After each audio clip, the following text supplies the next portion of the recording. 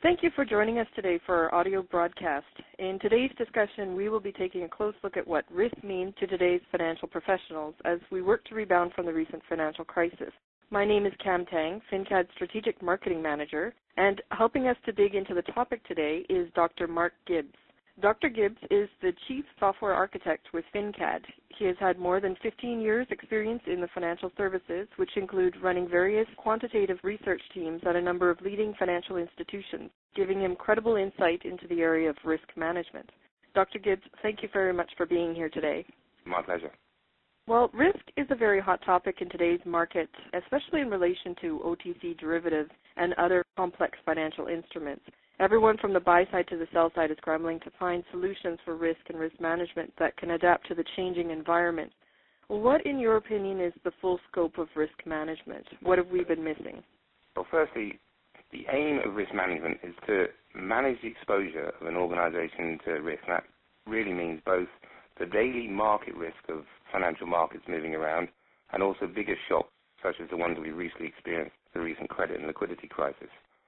To achieve this, you need to understand and also somehow quantify what risks your organization is exposed to, essentially through the act of doing risk measurement.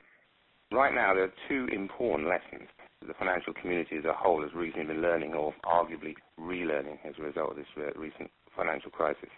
One, the first lesson, is that you really need to look at all the risks.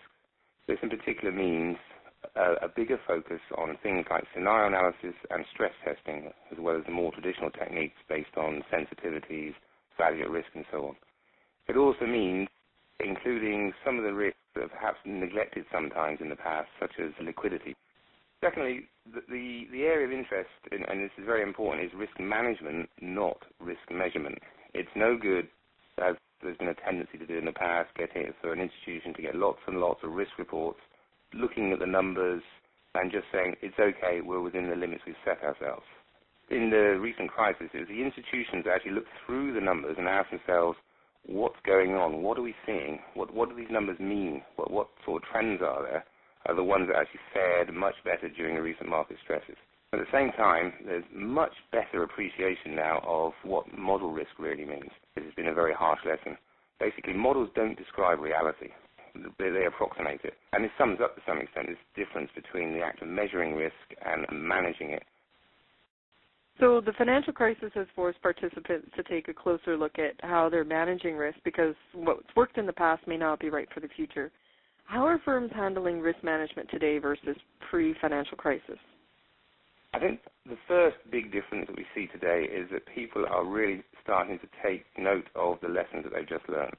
And whereas in the past there have been financial stresses to the financial system and people have been hurt and there's been the odd publicly spectacular failure that hasn't really stressed the whole market, this time it's such a big event that people are really, as a whole, taking note of the need to improve their risk management approaches. Risk management is today very much a focus of everyone, so the business managers are very conscious of the need to improve their risk management. At the same time, their board of directors, the institutions they work for, the shareholders, the investors, and the regulators are all much more focused as a result of recent events on the need to make sure people are managing their risks well. And at an even higher level, there's very much public and government interest, political interest, because, let's face it, several countries have recently had to spend an awful lot of their taxpayers' money in bailouts.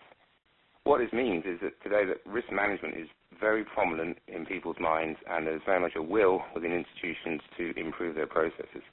And the knock-on effect, of course, is that people are saying, well, what do we need to do? And also, at the same time, providing the budget and the internal time and resources to address these problems. Fundamentally, the recent events you can regard as basically it's a done deal. It's happened, people got caught. And it's very much the case that the report card says must do better. And the industry as a whole has basically taken this on board and is certainly now doing something about it. So do you, bringing it back to the organization, do you think risk management means the same to all parts of the organization? So for financial services companies, what are some of the differences between front and middle office in their approach to risk management? Well, in principle, the overall goal is the same, i.e. you want to understand the risks that you have and manage them properly. But the reality is that the front office part of the business and the controlling middle office part of the business actually care very much about different aspects of this.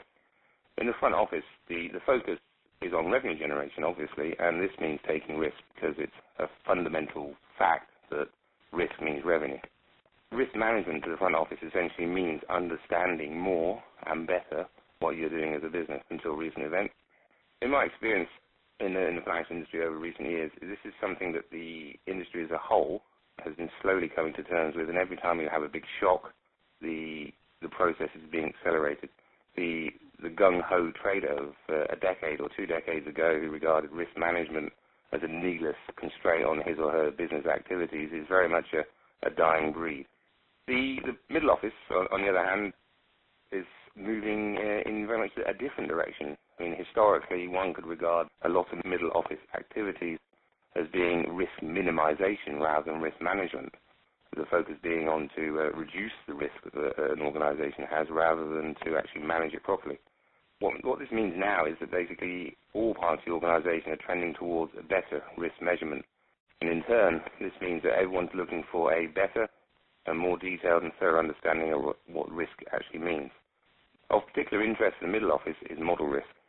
One of the features of the recent credit and liquidity crunch was that a lot of the problems can be attributed to people putting too much faith in 1 or 2 models that basically were just not adequate for covering all the risks that were out there in the market. In the front office, there's very much a tendency to use a best-of-breed model. If one's making a price on an exotic structure, then it's the price that matters to the client, and the better the model, or the more sophisticated the model, the better your ability to do the business is. The traditional middle office role has basically been to say, well, is the model okay? Whereas now, the question is actually being expanded to say, is the model okay? Is the model adequate? If we use some older, more traditional models, which may not be as sophisticated, are we still seeing the same risks? Do we still think the same thing is going on? Do we actually understand what the model is telling us? Do you think that there is a difference between the buy side and sell side than when dealing with risk management? Oh, certainly. The focus, obviously, their overall goals are the same because basically everyone's facing the same problem. We have risk. How do you make sure we're managing it appropriately? How do you understand what we're doing? But the reality is that the sell side operates to a much shorter timescale to the buy side. A sell side institution really cares much more about trading market risk. Day-to-day fluctuations are of crucial importance. The amount of capital being used by a business is the sort of thing that a regulator wants to know about in real time, for example. Whereas, on the other hand, the buy side tends to work on a longer timescale. So it's less worried about day-to-day noise, more worried about longer effects, longer-term trends. Let's face it, if you're managing a pension fund that has 30 or 40-year annuity stream to pay pensioners, then your horizon, your time focus is based on that 30, 40, whatever time period, which is a long, long way away from the sell side's focus on today's profit and loss, managing today's risk. What's happening in terms of the development of risk management technology, however, is the same for both the buy side and the sell side. People are moving beyond just looking at the known financial risk.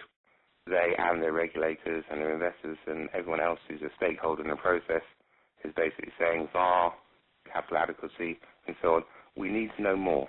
Regulators are saying more. We want to see specific scenarios, for example, are now being forced on some institutions and some jurisdictions by the regulators. What do you think are some of the challenges now of getting risk management right?